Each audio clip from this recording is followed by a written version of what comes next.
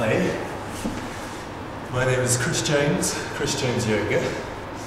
Of course, teaching yoga is not a conventional path to take.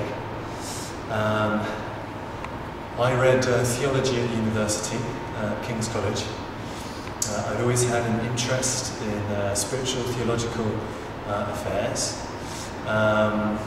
When I was filling in my UCAS form, or upper form as it was back then, I thought I wanted to be a lawyer because everyone either wants to be a lawyer, or an accountant, or a banker, or something that's fairly mindless.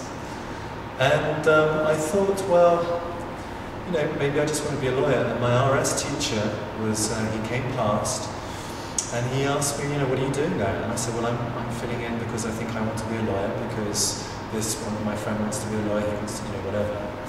And he said, but what are you really interested in? What are you really interested in? What are you good at? And I thought, well, actually I'm good at RS, but I'm not too sure I'm going to be a vicar or anything. So, anyway, I read theology, and that's how I ended up reading theology, because it was advised that I should follow my heart. And that's the best piece of advice that anyone's ever given me, because that's all I've ever done. I've never listened to anybody else. I have my own business. I'm very comfortable materially. I have nothing to worry about there. It's hard work. You have to, when you make a decision to follow your heart,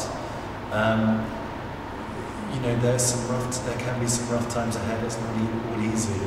But I think the final benefits, the final results speak for themselves. You're captain of your own ship. You're master of your own fate. You do all your own work. I'm self-employed, so I do everything from the marketing, promotion, teaching, to the writing. I do a lot of writing in the press as well. You have to be very active in the PR sense. I make the tea.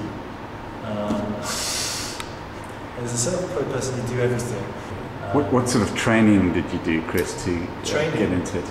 Yeah, you've got to do the regulatory board in the UK is the British Wheel of Yoga. So as the osteopaths, chiropractitioners, as doctors have their own regulatory boards, so does yoga. It's called the British Wheel of Yoga. It's been established for 50 years. You have to do a very rigorous teaching program. It's about 2.5 years. You can find the British Wheel of Yoga. They have their own website where they have some excellent teachers. It's a 2.5-year hardcore training.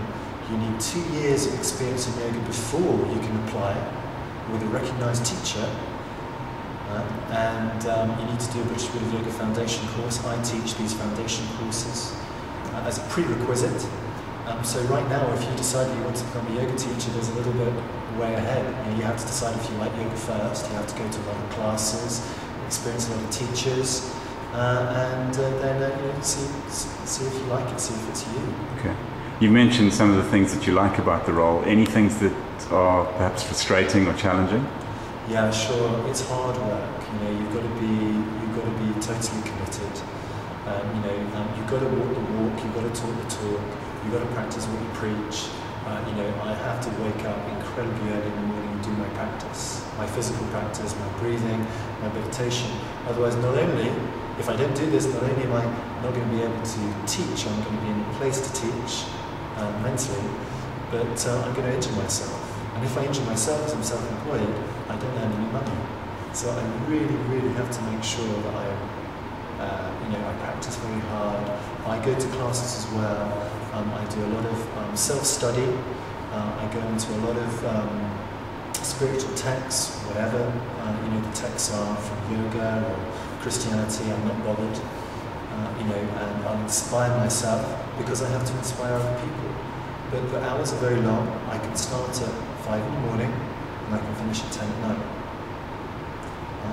And I have to do all of the business work in the day when I'm not teaching. So it's a constant flurry of activity.